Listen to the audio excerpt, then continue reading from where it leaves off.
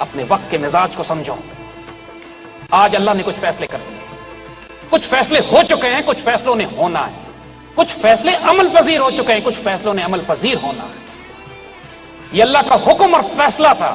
Against all odds, against all impossibilities, Pakistan will be created. It was created. Alhamdulillah. 50 lakh شہداء کے سائے میں یہ ملک بنا ہے. یہ ملک, اس کو چھوٹا نہیں سمجھنا. یہ پوری 1400 سال کی امت کی تاریخ, رسول کا سایہ ہے اس کے اوپر. یہ پاک سرزمین, یہ کشور حسین, یہ سب ہلالی پرچم, یہ پرچم ستارہ و ہلال, رہبر ترقی و کمال.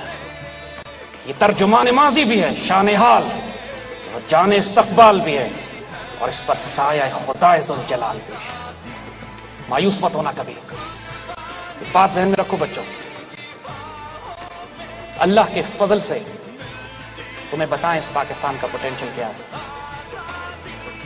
ہمیں آج کہا جاتا ہے کہ اس پاکستان میں ہے کیا, یہ پاکستان رہے گا یا نہیں رہے گا, یہ پاکستان کیوں بنایا ہم نے. آئے آپ کو بتائیں اس پاکستان کے, اس پاکستان کا رول, اب تک ہم کیا رول ادا کر چکے ہیں.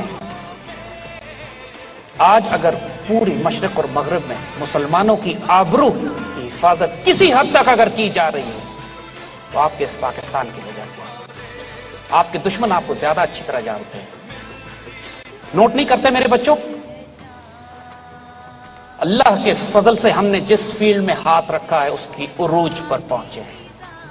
کوئی پاسبلٹی نہیں تھی کہ یہ پاکستان بچ جاتا. اللہ کے فضل سے 1947 میں ہم بچے بھی, ہم عروج پہ پائے.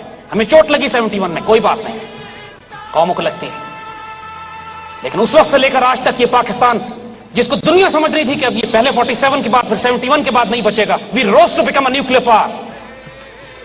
جس کو دنیا سمجھتی تھی یہ کمزور مسلمان ملک ہے, ہم نے سوویت یونین سے ٹکر لی, توڑ کے اس کو الگ کر کے رکھ دیا. 20 کروڑ مسلمان آزاد کرائے جو سینٹرل ایشیا میں پچھلے 150 سال سے سوویت غلامی میں تھے.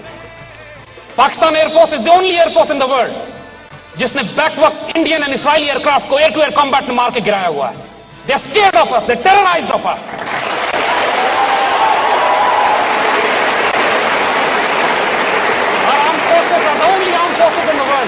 جو پوری مسلمان دنیا کی فورسز کو ہم تربیت دیتے ہیں اور ٹرین کرتے ہیں. We are the richest country on this God's ارتھ.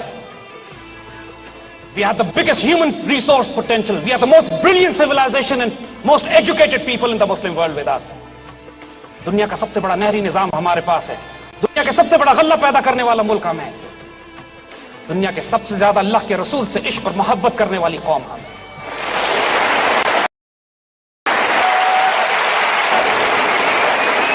آپ خوش نصیب ہو کہ now the responsibility has been thrown at you. اب کون اس کو ضائع کرتا ہے, کون خوش نصیب ہوتا ہے, یہ اپنے اپنے نصیب ہیں. اگر آج پاکستان بیچ میں سے آپ نکال دیں, اللہ نہ کرے, تو پھر پورے خطے میں, ایشیا میں کوئی اور چھوٹا ملک بھی نہیں بچے گا. نہ بھوٹان بچے گا, نہ نیپال بچے گا, نہ بنگلہ دیش بچے گا, نہ سری لنکا بچے گا.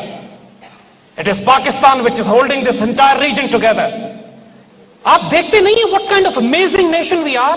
جب پورے ملک پہ سوسائڈ بامبنگز ہو رہی تھی, پورا ملک ڈپریشن اور مایوسی کا شکار تھا, اللہ کی طرف سے ایک حیرت انگیز سائن آتا ہے, out of nowhere we became the T20 world champion.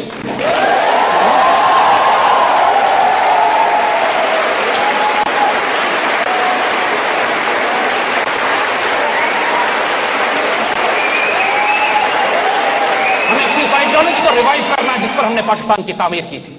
آئیں بتائیں آپ کو کہ صرف یہ مدینہ ثانی نہیں ہے, ایک حیرت انگیز راز اللہ تعالیٰ کا کہ یہ معجزہ, یہ ملک جو 27 رمضان کو بنا ہے, جو جمعۃ المبارک کو بنایا گیا ہے, جو سایہ خدا ذوالجلال میں ہے.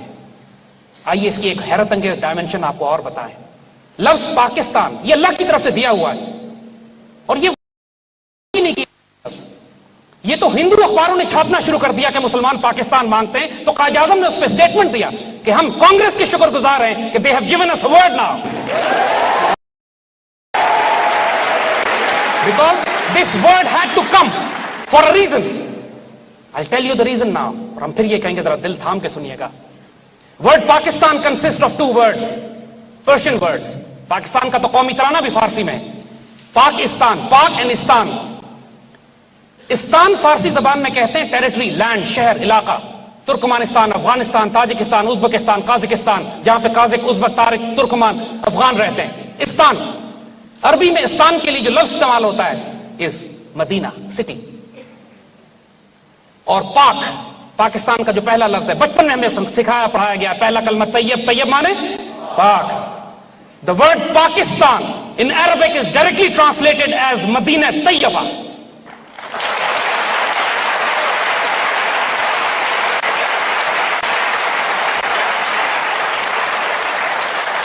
My dear children, realize the enormity of the task that has been given to you. Realize the time in which you have been born. اب ہم آپ کو وہی بات دوبارہ رپیٹ کرتے ہیں. خوش نصیب ہو کے اس دور میں پیدا ہوئے ہیں. خوش نصیب ہو کہ اللہ تعالیٰ نے اپنی تقدیر اب تمہارے حوالے کرنی. تمہاری تدبیر اس کی تقدیر بنے گی. تمہاری رضا سے وہ لکھے گا کہ کیا کرنا چاہتے ہیں. لیکن شرط اس کی ایک دے دی ہے اس نے کہ محمد سے وفا تمہیں تم تیرے. حضور صلی اللہ علیہ وسلم سے خیانت نہیں کرنا. Do not betray your Rasulullah. On the day of judgment, you should not be ashamed in front of him. A task was given to you. You abandoned it. علامہ اقبال، ختم ہے معاملہ عشق رسول کا ان پر. اس سب کچھ کر کے he sacrificed everything he had and still ایک شعر جب وہ اپنا کہتے ہیں جس کے اوپر امت مسلمہ کی تاریخ میں ایسا کوئی شعر نہیں کہا گیا کہ جب آخر میں حضور صلی اللہ علیہ وسلم کو مخاطب کر کے فرماتے ہیں وہ جو سب کچھ کر چکا ہے اس کا حال دیکھیے کیا ہے. مخاطب کر کے کہتے ہیں اللہ تعالیٰ کو تو غنی از دو عالم من فقیر. مالک آپ دو جہانوں کے غنی ہیں، بادشاہ ہیں، کائنات کے مالک ہیں، میں فقیر ہوں. روز محشر روز رہا من پذیر، قیامت کے روز میری ایک درخواست مان لیجیے گا. آپ دو جہانوں کے مالک ہیں، میں فقیر ہوں، صرف ایک درخواست کرتا ہوں آپ سے، ایک دعا کرتا ہوں، قیامت کے روز میری ایک درخواست مان لیجیے گا. اگر تم ہی بینی حسابم ناگزیر، اگر آپ یہ دیکھیں کہ میرا حساب کرنا اتنا ہی ضروری ہے، اگر آپ معاف کر دیں تو بہتر ہے، بے حساب مجھے جنت میں داخل کر دیں، معافی ہو جائے تو بہتری. لیکن اگر آپ یہ دیکھتے ہیں اگر تم ہی بینی حسابم ناگزیر از نگاہ مصطفیٰ اورا پنہا بگیر، میرا حساب رسول اللہ سے چھپا کے لیجیے گا، ان کی نگاہوں کے سامنے.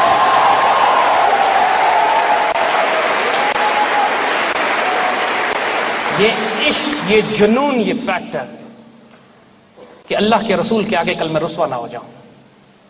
دس ڈروو اقبال، دس ڈروو قائد اعظم. آئیں آج ہم آپ کو ایک واقعہ اور سناتے ہیں. قائد اعظم کی نماز جنازہ علامہ شبیر احمد عثمانی نے پڑھائی تھی. اور شبیر احمد عثمانی بہت بڑے عالم دین، اسکالر، اور بڑے بڑے اسکالر اس زمانے کے قائد اعظم کے مخالف تھے. لیکن قائد اعظم کی نماز جنازہ علامہ شبیر احمد عثمانی نے پڑھائی. اور جن صاحب نے ان سے براہ راست کی بات سنی ہے ہم نے ان سے سنی، اور ہم نے ویڈیو ریکارڈ بھی کر لی ہے آنے والی نسلوں کے لیے. شبیر احمد عثمانی سے سوال کیا گیا کہ آپ نے قائد اعظم کی نماز جنازہ کیوں پڑھائی؟ تو وہیں جنازے پر کھڑے ہو کر وہ خطاب کرتے ہیں اور واضح کرتے ہیں پوری قوم کو اور آنے والی نسلوں کے لیے کہ قائد اعظم کا جب انتقال ہوا تو رات میں نے خواب میں رسول اللہ صلی اللہ علیہ وسلم کی زیارت کی، اور رسول اللہ صلی اللہ علیہ وسلم کے ساتھ قائد اعظم کھڑے ہوئے تھے، اور رسول اللہ ان کے کندھے پہ ہاتھ رکھ کر مجھے مخاطب کرتے ہیں اور ان کی طرف اشارہ کر کے کہتے ہیں یہ میرا مجاہد ہے.